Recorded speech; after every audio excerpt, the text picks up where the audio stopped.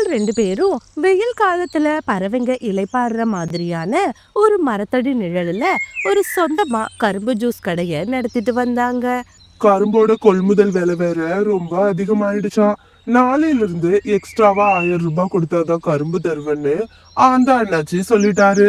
வர்ற லாபத்துல 1000 ரூபாய அவர்கிட்ட கொடுத்துட்டா அப்புறம் எப்படி நம்ம பொழப்பு நடத்த முடியும்? அப்படின்னா ஒன்றும் இல்லை, நாளையிலேருந்து ஒரு கிளாஸ் கரும்பு ஜூஸு 15 ரூபான்னு சொல்லி விலையை ஏற்றுங்க. அதுலதான் ஒரு பிரச்சனையே இருக்கு. இத்தனை நாளா இந்த பறவைங்களுக்கு 10 ரூபான்னு சொல்லி ஜூஸ கொடுத்துட்டோம். திடீர்னு 15 ரூபான்னு சொன்னோம்னா அதுக்கப்புறம் எந்த பறவைங்க நம்ம கிட்ட ஜூஸ் குடிக்கவே வராது. அதான் என்ன பண்றதுன்னு ஒரே யோசனையா இருக்கு. அப்படின்னு சொல்லி காலு ரொம்பவே கவலைப்பட்டா. கொஞ்ச நேரம் யோசனைக்கு பிறகு கோரி இப்படி சொன்னா. காலு, என்கிட்ட ஒரு சூப்பர் ஐடியா இருக்குது. அரை கிளாஸ் கரும்பு ஜூஸு, அரை கிளாஸ் சர்க்கரை பாகு, இது ரெண்டையும் கலந்து கொடுத்தா டேஸ்ட்டு சூப்பராக இருக்கும். இது யாராலையும் கண்டுபிடிக்க முடியாது. யோசனை என்னவோ நல்லாதான் இருக்கு.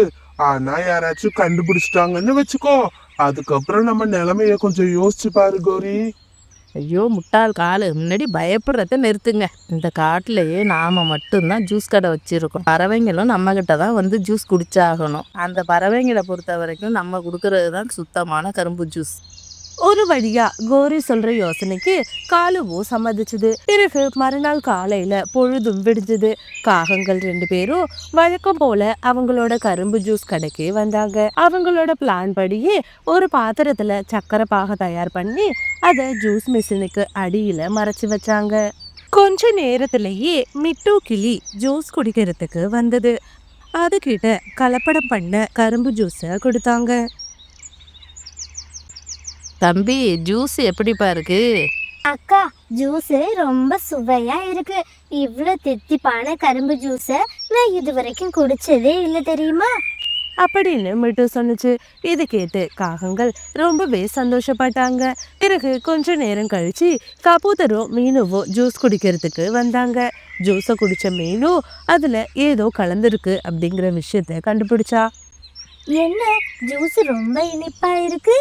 கரும்பு ஜூஸ் இனிப்பாக இல்லாமல் அப்புறம் என்ன கசப்பாவாக இருக்கும்? நீ முன்ன கரும்பு ஜூஸ் குடிச்சிருக்கியா இல்லையா? இந்த நக்கல் பேச்செல்லாம் என்கிட்ட பேசாதீங்க. இங்க பாருங்க, எனக்கு சொந்தமா ஒரு கரும்பு தோட்டமே இருக்கு. அதனாலதான் கேக்குறேன். ஒரிஜினலான கரும்புக்கு இவ்வளோ இனிப்பு சுவையே இருக்காது. ஆனா உங்களோட ஜூஸ் மட்டும் ரொம்ப தித்திப்பா இருக்கு.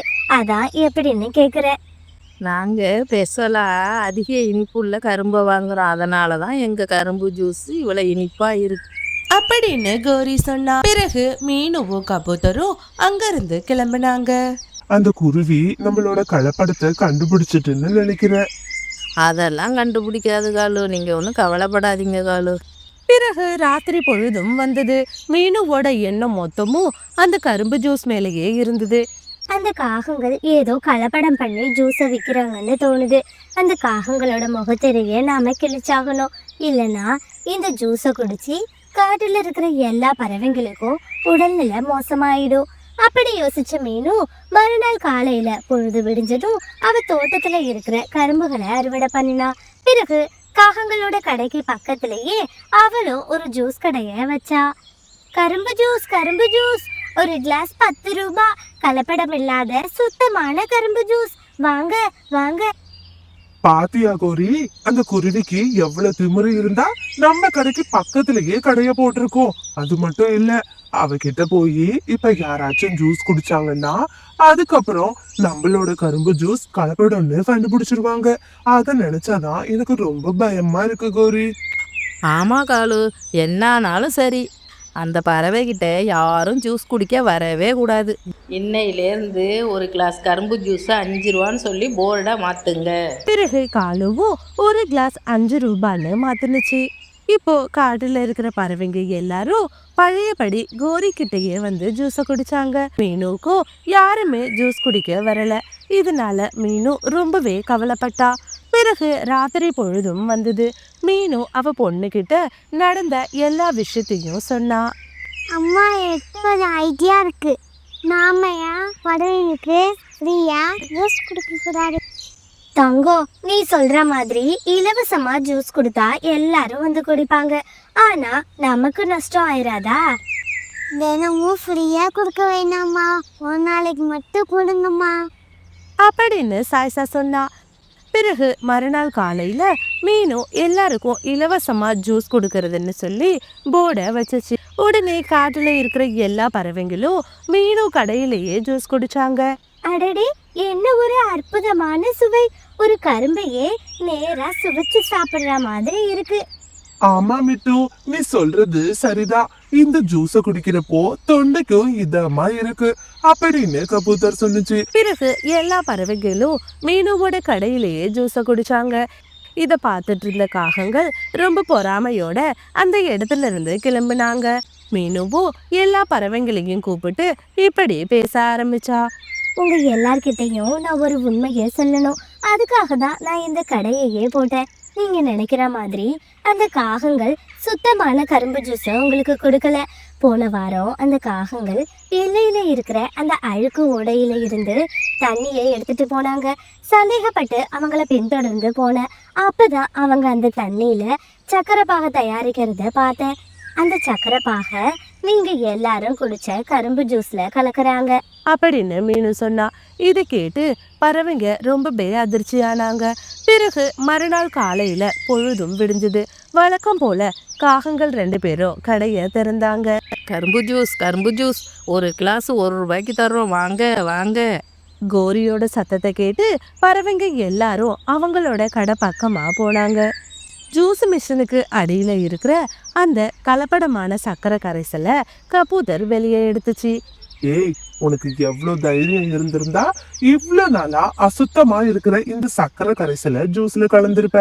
எனக்கு நீங்க பண்ண எல்லா தில்லுமுள்ளு வேலையும் தெரிஞ்சிடுச்சு. இனிமே நீங்க 2 பேரும் இந்த காட்டுலயே இருக்க கூடாது. ஒழுங்கு மரியாதையா இங்க இருந்து ஓடிடுங்க அப்படின்னு சொல்லி பறவைங்க எல்லாருமா சேர்ந்து காகங்களை அடிக்க ஆரம்பிச்சாங்க. அடி தாங்க முடியாத காகங்கள் அங்கிருந்து உயிர் தப்பிச்சா போதும்னு ஓட ஆரம்பிச்சாங்க. மீனக்குருவி நினைச்ச மாதிரியே அந்த பேராச காகங்களோட திட்டத்தை முறியடிச்சு காட்டுல இருக்கிற எல்லா பறவைங்களோட உயிரையும் காப்பாத்திட்டா.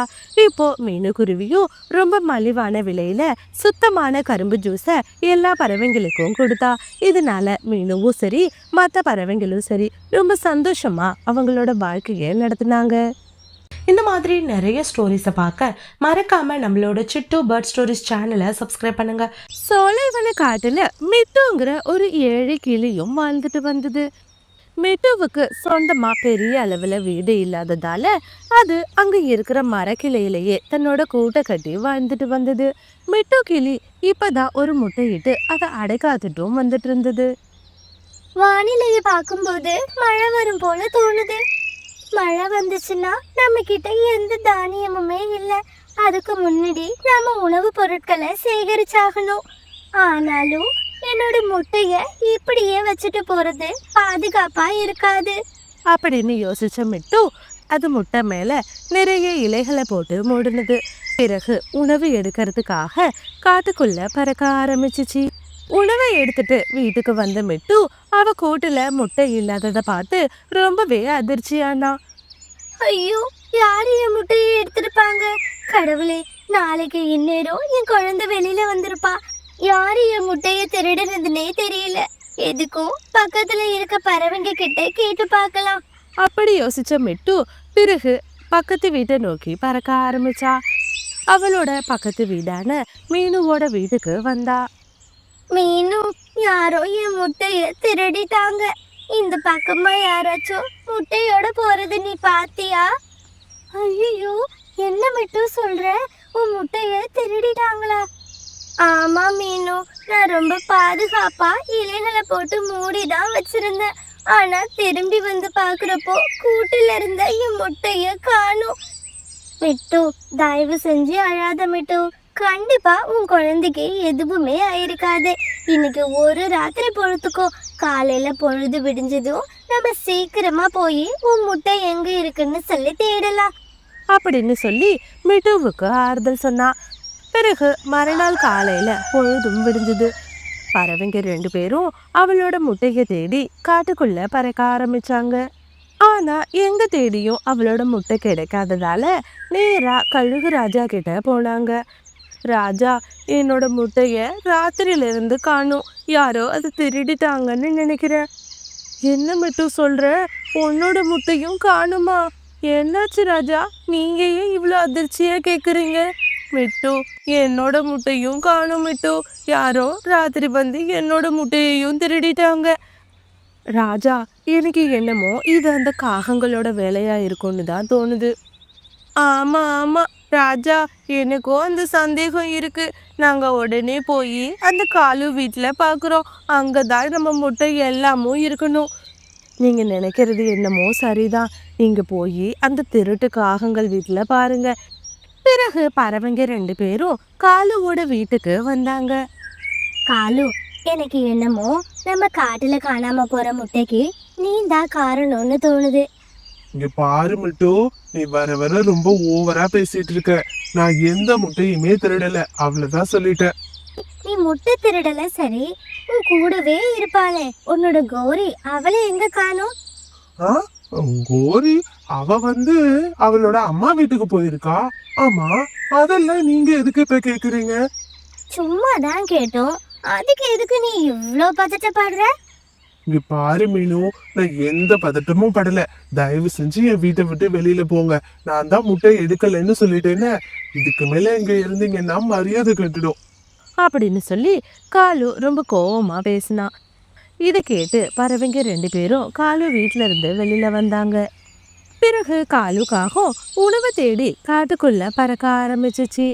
மீனு, எனக்கு என்னமோ அந்த காலு மேலதான் சந்தேகமா இருக்கு. ஆமா மெட்டு, எனக்கும் அப்படிதான் இருக்கு.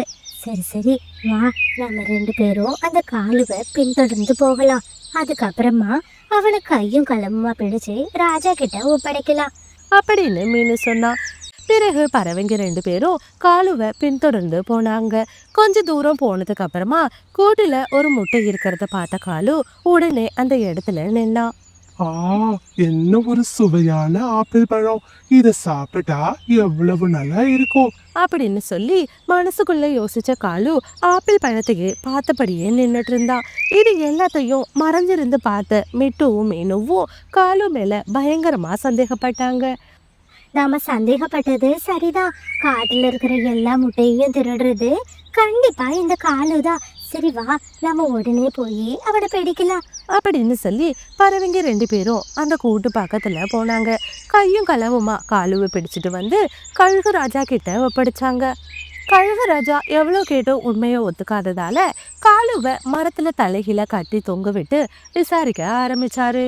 தன்னோட அம்மா வீட்டுக்கு போன கோரி இப்போ அவளோட சொந்த காட்டுக்கு திரும்பி வந்துட்டு இருந்தா. வர்ற வழியில கபூதர் ஒரு பெரிய மூட்டையோட போறத அவ பார்த்தா. இதுக்கு முதல்ல இந்த காட்டுல என்ன வேலை? எனக்கு என்னமோ இது கபூதர் ஏதோ திருட்டுத்தனம் பண்ணுதுன்னு தோணுது. உடனே நாம இத ராஜா கிட்ட சொல்லியாகணும். அப்படி யோசிச்ச கோரி பிறகு ராஜாவை பார்க்கறதுக்காக வேகமா பறந்து வந்தா. ராஜா கிட்ட போன கோரி அங்க தன்னோட கணவர் காலு மரத்துல தலைகீழ தொங்குறத பார்த்து ரொம்பவே அதிர்ச்சியானா. ராஜா, என்னாச்சு? எதுக்காக என் காலுவை இப்படி கட்டி வச்சிருக்கீங்க? ஏ கோரி, நீயும் காலுவும் சேர்ந்து எல்லாரோட முட்டையையும் திருடி இருக்கீங்க. ஒழுங்கு மரியாதையா சொல்லு, திருடின முட்டையெல்லாம் எங்க வச்சிருக்க? ஐயோ ராஜா, தயவு செஞ்சு நான் சொல்றத கேளுங்க. நீங்க நினைக்கிற மாதிரி நான் எந்த முட்டையுமே திருடல. காலுவும் எந்த முட்டையுமே திருடல. இங்க பாருங்க, நான் உங்களை பார்க்க வந்தது ஒரு முக்கியமான விஷயத்த சொல்லதான். இப்பதான் நான் என் அம்மா வீட்டுல இருந்து வர்றேன். அங்கதான் நம்ம கபூத்தரை நான் பார்த்தேன். அது ஏதோ ஒரு பெரிய மூட்டையை எடுத்துக்கிட்டு அங்க இருக்கிற ஒரு குகைக்குள்ள போனுச்சு. அதை உங்ககிட்ட சொல்லலான்னு தான் நான் வேகமா ஓடோடி வந்தேன். நீங்க என்னடானா காலுவை போய் இப்படி கட்டி வச்சிருக்கீங்க. ராஜா, இன்னைக்கு என்னமோ கௌரி சொல்றது உண்மையா இருக்கும்னு தான் தோணுது. அந்த கபூதர் தான் எல்லா முட்டையையும் எடுத்துட்டு போகுதுன்னு நினைக்கிறேன். பிறகு பறவைங்க எல்லாருமா சேர்ந்து கோரி சொன்ன அந்த காட்டுக்கு போனாங்க. அங்க ஒரு மூட்டையோட வந்த கபூதரை கையும் களவுமா பிடிச்சாங்க. ஏய், இவ்வளோ நாளா எங்க எல்லாரோட முட்டையையும் திருடுறது நீதானே? ராஜா, தயவு செஞ்சு கோவப்படாதீங்க. நான் சொல்றது கொஞ்சம் பொறுமையா கேளுங்க. அந்த குகையில ஒரு கொடூர ஓனாய் ஒண்ணு வாழ்ந்துட்டு இருக்கு. அது என்னோட குழந்தை கிக்கிய பிடிச்சு வச்சுக்கிட்டு தினமும் அதுக்கு பறவைங்களோட முட்டையை நான் எடுத்துட்டு வந்து கொடுக்கணும். அப்படி இல்லைன்னா அது என் குழந்தைய சாப்பிட்டுருவேன்னு சொல்லுது. அதனாலதான் நான் உங்க எல்லாரோட முட்டையையும் திருடிட்டு போனேன். தயவு செஞ்சு என்ன மன்னிச்சிருங்க. அப்படின்னு சொல்லி கபூதர் அழ ஆரம்பிச்சிச்சு. பிறகு பறவைங்க எல்லாரும் ஒண்ணா சேர்ந்து திட்டம் தீட்ட ஆரம்பிச்சாங்க. பிறகு எப்பவும் போல கபூதர் முட்டைகளை எடுத்துக்கிட்டு குகைக்குள்ள போனுச்சு. மறைஞ்சிருந்து பார்த்த பறவைங்க திடீர்னு குகைக்குள்ள வந்தாங்க.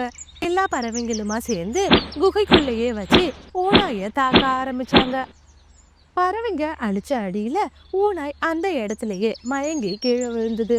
உடனே கிக்கிய காப்பாத்தி குகையிலிருந்து வெளியில கூட்டிட்டு வந்தாங்க.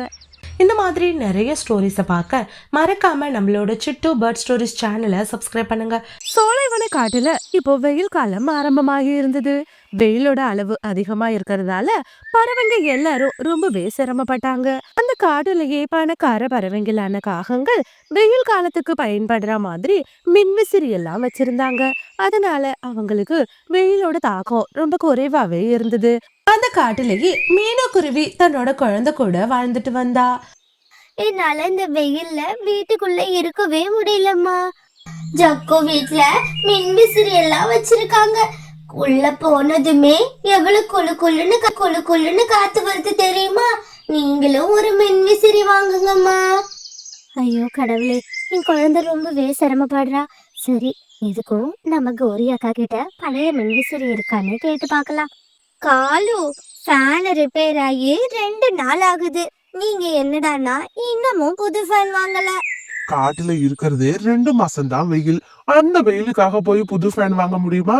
பணம் என்ன மரத்துலயா காக்குது? இங்க பாரு, புதுசெல்லாம் வாங்க முடியாது. இருக்கிறத வச்சே இந்த வருஷத்தை ஓட்ட வேண்டியதுதான். சரி காலு, புதுசுதான் வாங்க முடியாது. இந்த பழைய ஃபேனையாச்சும் சரி பண்ணலாம்ல?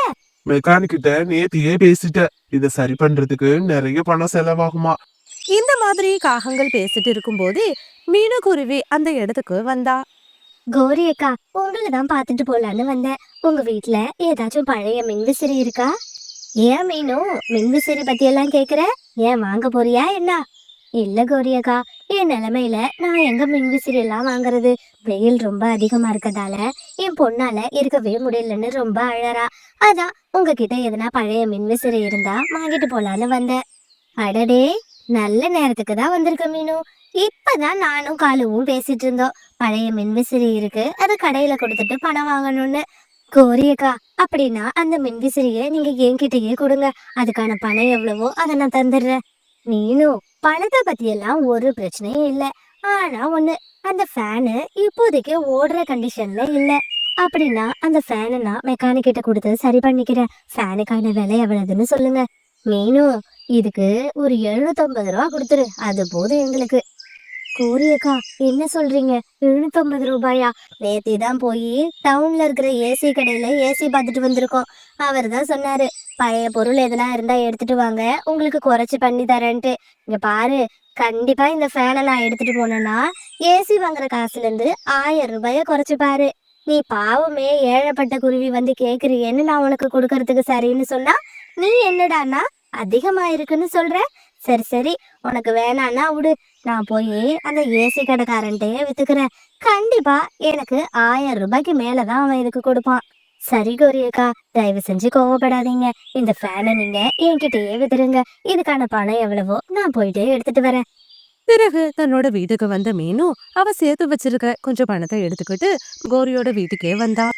பிறகு கோரி கிட்ட அந்த பணத்தை கொடுத்துட்டு மின்விசிறியா வாங்கினா. எடுத்துட்டு ரொம்ப சந்தோஷமா அவ வீட்டை நோக்கி பறக்க ஆரம்பிச்சா. அப்பாடா, ஒரு வழியா மின்விசிறிய வாங்கியாச்சு.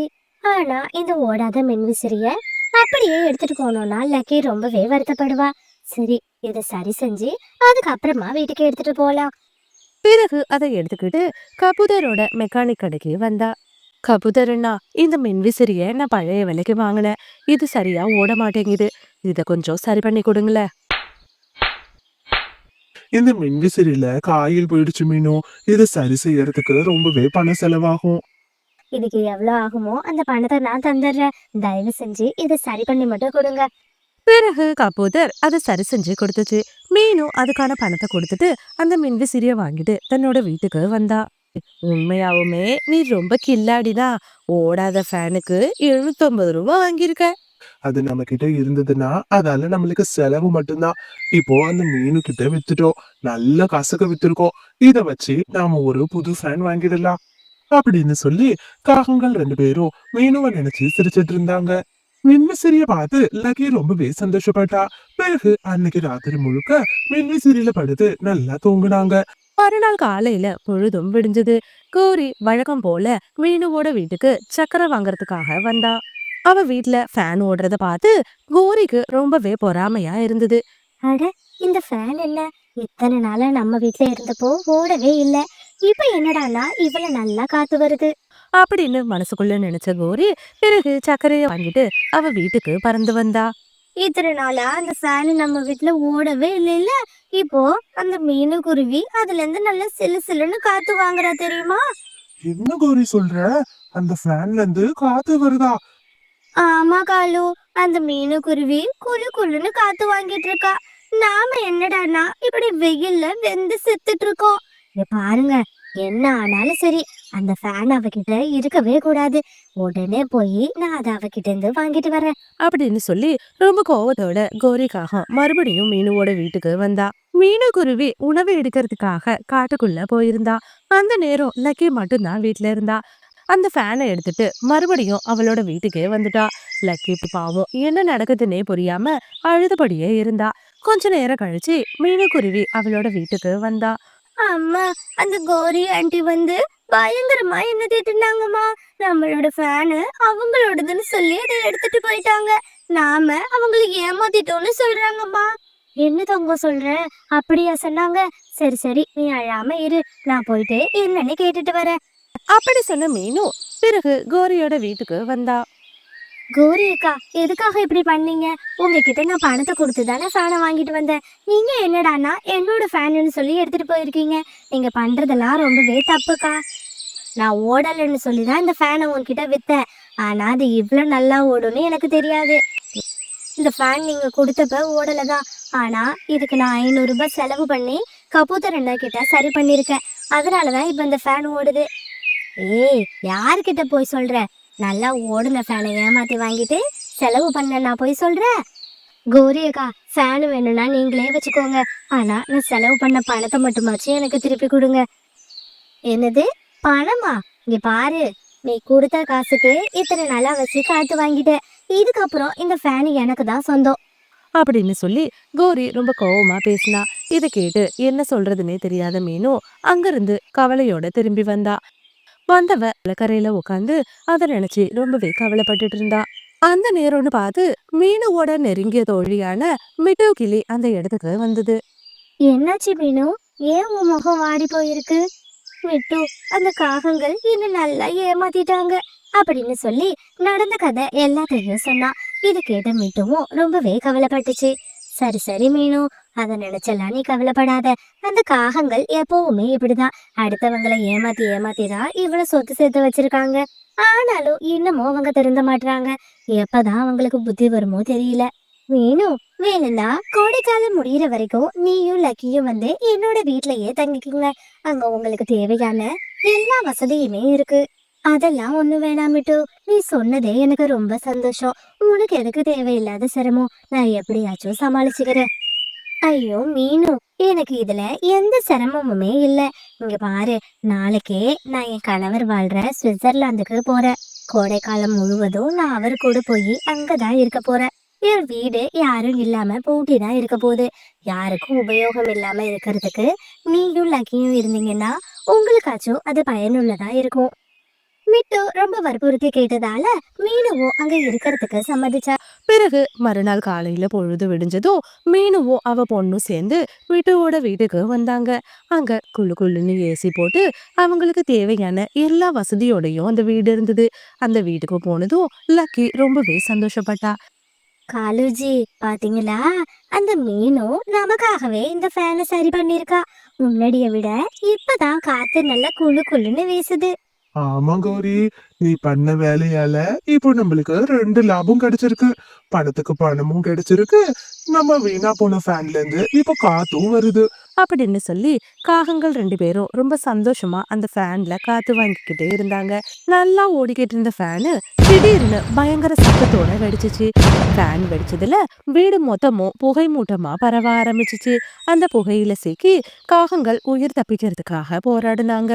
இந்த ஸ்டோரி உங்களுக்கு பிடிச்சிருந்துச்சுன்னா லைக் பண்ணிட்டு இந்த மாதிரி நிறைய ஸ்டோரிஸை பார்க்க மறக்காம நம்மளோட சிட்டு பேர்ட் ஸ்டோரிஸ் சேனலை சப்ஸ்கிரைப் பண்ணுங்க. தேங்க்ஸ் ஃபார் வாட்சிங்.